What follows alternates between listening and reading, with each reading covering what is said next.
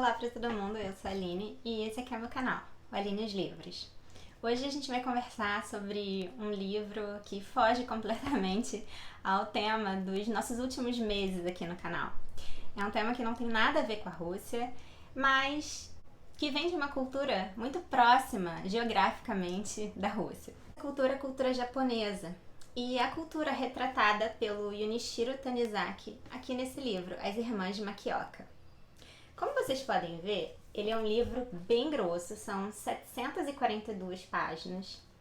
E é um livro que tem um certo peso, dá um certo trabalho andar com esse livro para todo lado. E não é só esse aspecto físico, esse aspecto do peso que traz um certo incômodo na história do livro. Muitos de vocês conhecem o Junichiro Tanizaki pelo Diário de um Velho Louco e por outros títulos como Há Quem Prefira Ortigas, mas essa narrativa das Irmãs Makioka é muito diferente, sobretudo do Diário de um Velho Louco. Parece ter um outro escritor trabalhando com os temas do amor, do casamento, da cultura japonesa, que é tão importante aqui e que vai se perdendo ao longo da história, não só do romance, mas também ao longo da história do século XX.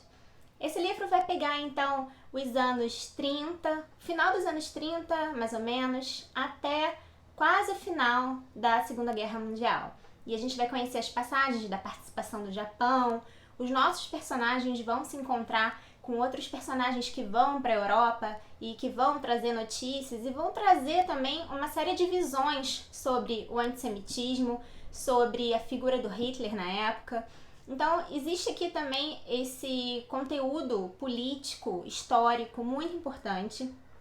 Mas a grande questão do Tanizaki aqui é a questão moral, é a questão da perda dos valores japoneses pela decadência de uma família e como as pessoas vão então lidando com esses dilemas morais na medida em que elas estão em ambientes diferentes, na medida em que o tempo muda e na medida em que a relação entre as gerações dentro de uma mesma família, essas relações vão se transformando.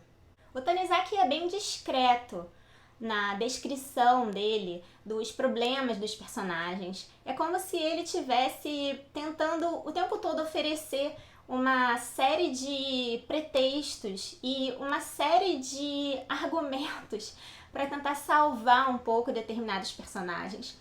E na verdade, o narrador dessa história, esse narrador impessoal, ele se mistura muito com os argumentos e com a visão que a irmã Sachiko tem das coisas que estão acontecendo.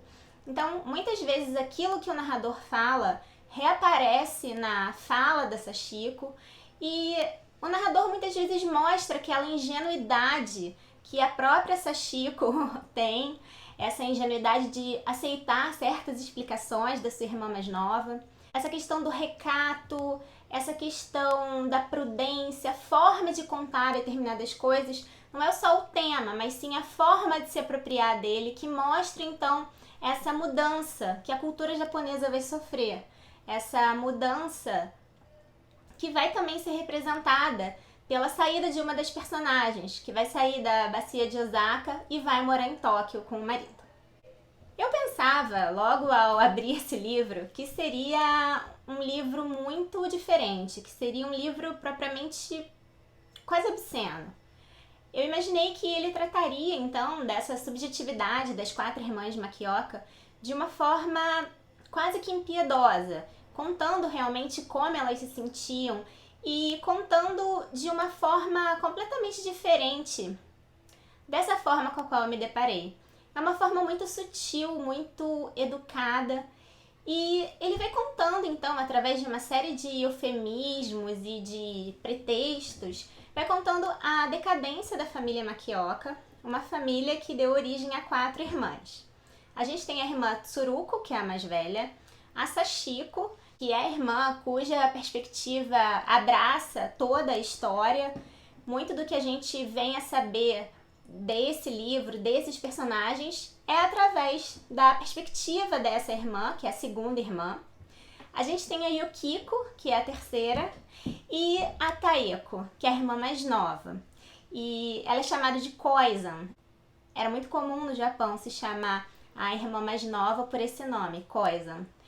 Não sei se ainda é hoje em dia, mas então a gente vai lidar com esse universo aqui, que aparentemente parece pequeno e desimportante, mas é através desse pequeno universo que o Tanizaki vai trabalhar temas super importantes para ele. Importantes para todo mundo, na verdade. Essa transformação da história, essa mudança. Engraçado que o Tanizaki ele vai fazer uma transformação, ele vai fazer um caminho diferente de algumas personagens da história. Em lugar dele se dirigir a Tóquio e abraçar essa cultura ocidental, ele vai, na verdade, voltar para Kyoto, ele vai voltar para Osaka. Então, esse caminho de retorno às raízes japonesas, de retorno à verdadeira cultura tradicional, que é expressa na contemplação das cerejeiras em flor, na cerimônia do chá, na própria forma de escrever uma carta para alguém, como esses níveis de intimidade vão se mostrando ao longo da narrativa, da interação entre os personagens e como todas essas barreiras do recato vão se perdendo ao longo do tempo. Então, essa perda do ritmo tradicional japonês, essa aceleração que então acaba fazendo com que certos rituais vão se perdendo, isso também é um tema muito forte aqui. Então, a Tsuruko e a Sachiko, elas já são casadas, já têm suas vidas mais ou menos estruturadas, têm filhos, mas como são as irmãs mais velhas, elas ainda precisam cuidar das duas irmãs mais novas, a Yukiko e a Taeko. Essas duas irmãs, elas moram ainda com a Sachiko, e a missão da Sachiko e da Tsuruko, então, é encontrar bons pretendentes para essas irmãs. Os pais delas já morreram há bastante tempo. Então, os cunhados também se envolvem nessa missão de proteger e de cuidar dessas duas irmãs mais novas. A próxima da fila a se casar é a Yukiko. Mas existem vários problemas, várias situações na época que acabam fazendo com que todos os miai é o termo japonês que se usa para aquele encontro em que uma moça vai conhecer o jovem e ela consegue uma matchmaker para fazer uma casamenteira para fazer esse encontro. Então todos os miai, todos esses encontros com pretendentes da Yukiko acabam sendo um fiasco. E a Sachiko acredita que muitos desses problemas têm a ver com o comportamento da Taeko. A Taeko, ela fugiu de casa quando era mais nova, com outro jovem japonês aristocrata muito rico. A situação ficou tão constrangedora que os jornais noticiaram essa fuga, mas a notícia trazia o nome da Yukiko e não da Taeko. Então, a Yukiko, que era a terceira irmã, que não tinha aprontado nada, acabou tendo a sua reputação um pouco abalada. Apesar disso já ter sido esclarecido, a Sachiko achava que esse era o grande problema. Mas também a Yukiko era muito tímida, ela não sabia falar ao telefone, ela se incomodava. Então a gente vai conhecer aqui na narrativa uma série de problemas, a gente vai torcer pela personagem, a gente vai sofrer com ela. E a grande missão, então, essas 700 páginas vão girar em torno da tentativa de achar um pretendente, das pequenas situações de vida de cada família, de cada irmã.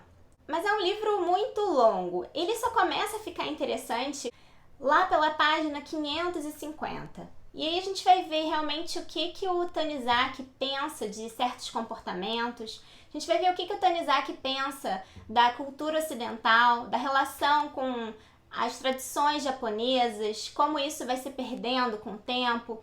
Então, através da personagem da Taeko, que é a ovelha negra da família, que vai se revelar aqui uma figura bastante problemática e que vai ser castigada na história, vai ser castigada com uma série de problemas e que mais tarde vocês vão conhecer. Esses acontecimentos que vão sendo determinados pelo autor, ele mostra essa sua visão da relação do Japão com as influências ocidentais e como é fácil se perder, como é fácil perder as próprias raízes nessa relação com o progresso, com o futuro, com aquilo que está sendo trazido pelo Ocidente. Um outro aspecto interessante é sobre a própria questão do casamento. Será que isso é realmente tão importante? Será que isso realmente faz diferença na vida de uma mulher? Será que o casamento realmente resolveria uma série de problemas dessas duas irmãs?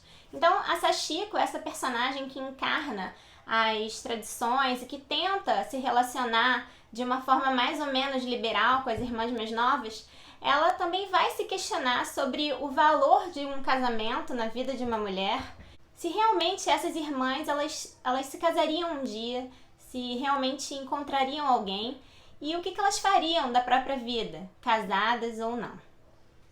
Então é um livro que realmente tem esse ritmo bem lento, bem desconcertante, às vezes é muito chato continuar a leitura. Mas essa curiosidade de saber se o Kiko vai se casar ou não vai se casar é alguma coisa que nos move até o final do livro. E mais ou menos por essa página 550, o livro ganha um outro ritmo. Ele fica mais indiscreto, ele fica mais naturalista. Ele vai descrever então as coisas como realmente são. E é claro que as nossas personagens vão ficar bastante chocadas, vão ficar enrubescidas diante de uma série de comportamentos da irmã mais nova. Então, sem querer estragar um pouco o fim da história, estragar um pouco desse universo tão legal que o Tanizaki construiu, eu deixo vocês então com algumas observações que eu fiz e espero os comentários de vocês sobre essa leitura, se vocês já leram, se têm interesse em ler essa história, essa saga da Jimakioka, e me contem quais foram as impressões de vocês. Eu vejo vocês então no próximo vídeo. Tchau!